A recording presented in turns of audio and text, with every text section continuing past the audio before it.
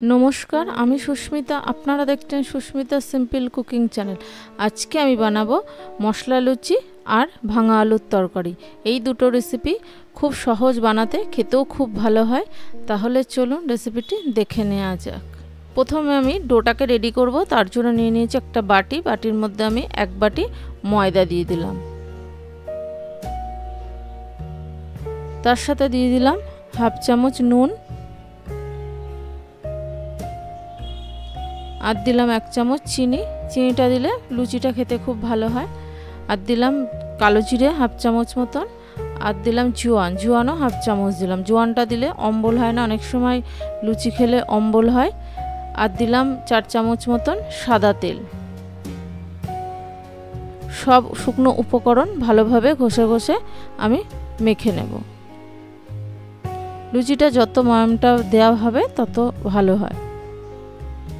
ভালোভাবে মেখে নিয়েছি। এবার আমি হাফ চামচ মতন গোলমরিচের গুঁড়ো দিলাম। গোলমরিচের গুঁড়োটা দিয়েও ভালো করে আমি ময়দাটাকে মেখে নেব। ভালো করে মিশিয়ে নিয়েছি। এবার অল্প অল্প জল দিয়ে ডোটাকে রেডি করব। খুব বেশি জল দিয়ে দেব না, ডোটা একটু শক্ত হবে।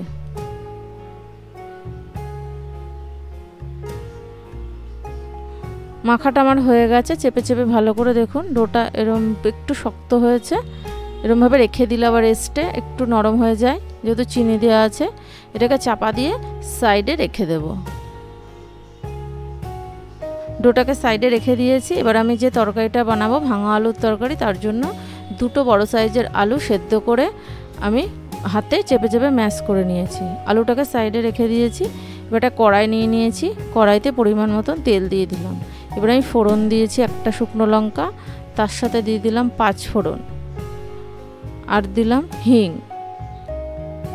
হিং 5 ফোড়নটাকে কয়েক সেকেন্ড একটু ভেজে নেব। ভাজা হয়ে গেছে। এবার এতে 1 চামচ আদা বাটা দিয়ে দিলাম। আদাটাকে আমি ঝাঁঝরিতে গ্রেট করে নিয়েছি। আদাটা যতক্ষণ না একটু কাঁচা গন্ধ যায় ততক্ষণ একটু ভেজে নেব। ভাজা হয়ে গেছে। এবার আমি একটা টমেটো ছোট ছোট টুকরো করে নিয়েছি, টমেটোটাও দিয়ে দিলাম। টমেটোটা দিয়েও একটু 2-3 মিনিট ধরে ভেজে নেব। ভাজা হয়ে গেছে। এবার এতে সামান্য একটু কাসুরি মেথি দিলাম। কাসুরি মেথিটা দিয়েও ভালো করে নাড়াচাড়া করে নিলাম। এবার যে আলুটাকে আমি রেখে দিয়েছিলাম সাইডে, সেই আলুটা দিয়ে দিলাম। তার সাথে দিয়ে দিলাম হাফ চামচ হলুদের গুঁড়ো, পরিমাণ মতো নুন,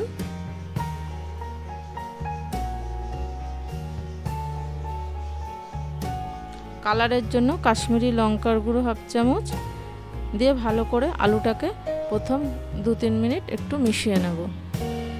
তেলের সাথে একটু মিশিয়ে ভেজে নিলে ভালো হয়।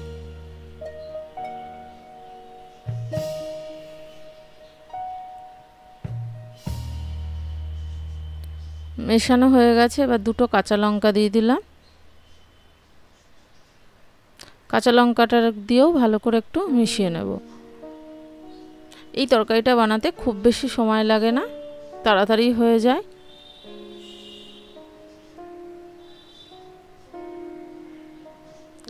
এবার এতে পরিমাণ মতন জল দিয়ে দেবো। এই তরকারিটা একটু ঝোলঝোল খেতেই ভালো লাগে। জলটা অবশ্য আন্দাজ মতন দিতে হবে, যে যেমন ঝোল খান। জলটা দিয়ে ভালো করে আমি নাড়িয়ে দেব। এবার এটাকে চাপা দিয়ে আমি কিছুক্ষণ ফুটিয়ে নেব। সামান্য একটু চিনি দিয়ে দিলাম, দিয়ে চাপা দিয়ে 6-7 মিনিট এটা হতে দেব। 6-7 মিনিট পর ফিরে এসে দেখুন ঝোলটা ফুটতে আরম্ভ করে দিয়েছে। ভালো করে ফুটেও গেছে, অনেকটা কমে গেছে। এই তরকারিটা যেহেতু ঝোল ভালো লাগে তাই একটু ঝোল রেখেছি, এর থেকে আর বেশি কমাবো না। ধনেপাতা দিয়ে রেডি। এবার যে আটাটা মেখে রেখেছিলাম মানে ময়দাটা, সেটাকে ঢাকাটা খুলে আবারও আমি ভালো করে একটু মেখে নেব।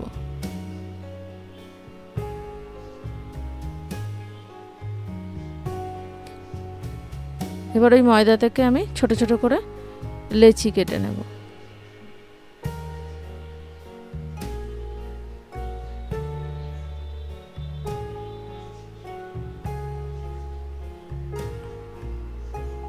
লেচিটা কেটে নিয়েছি। এটা লেচিটা কেটে নিলে সুবিধা হয়, তাড়াতাড়ি হয়ে যায়। এবার হাতের সাহায্যে চেপে চেপে নিচ্ছি গোল গোল করে।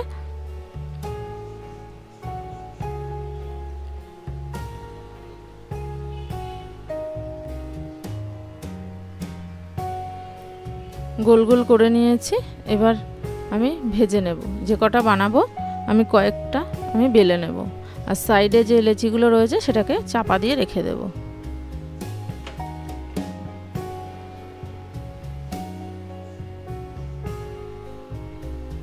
একটু তেল দিয়ে বেললে ভালো হয়। সামান্য একটু তেল দিয়ে চেপে চেপে গোল গোল করে আমি বেলে নেব।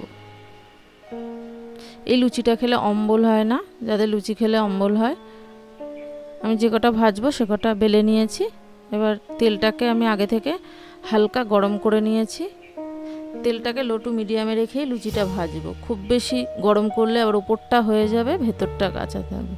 এবার একটা খুন্তির সাহায্যে আস্তে আস্তে চারিদিক থেকে তেলটা দিয়ে দেবো লুচির ওপরে।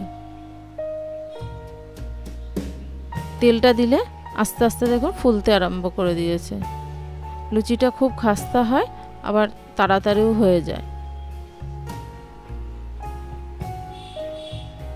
এপিট ওপিট করে আমি লুচিটা ভেজে নেব। দেখুন এর থেকে আর বেশি লাল করব না, আমি একটা ঝাঁঝরির সাহায্যে তুলে নেব।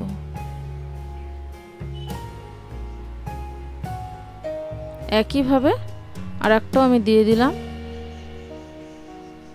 এটাকেও খুন্তির সাহায্যে আস্তে আস্তে উপরে তেল দিয়ে দেব। তেলটা দিলে দেখুন তাড়াতাড়ি ফুলে যায়।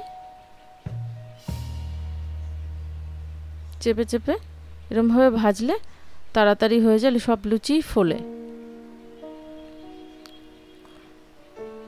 লুচি আমার হয়ে গেছে, আর যেগুলো আছে সেগুলো আমি ভেজে নেব। এই ছিল আজকের রেসিপি। ভালো লাগলে অবশ্যই সাবস্ক্রাইব করার অনুরোধ রইল। পাশে থাকা বেল নোটিফিকেশনটা অন করে দেবেন।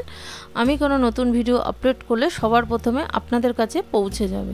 আবারও দেখা হচ্ছে নতুন কোনো ভিডিও নিয়ে। ভালো থাকবেন, সুস্থ থাকবেন। ধন্যবাদ।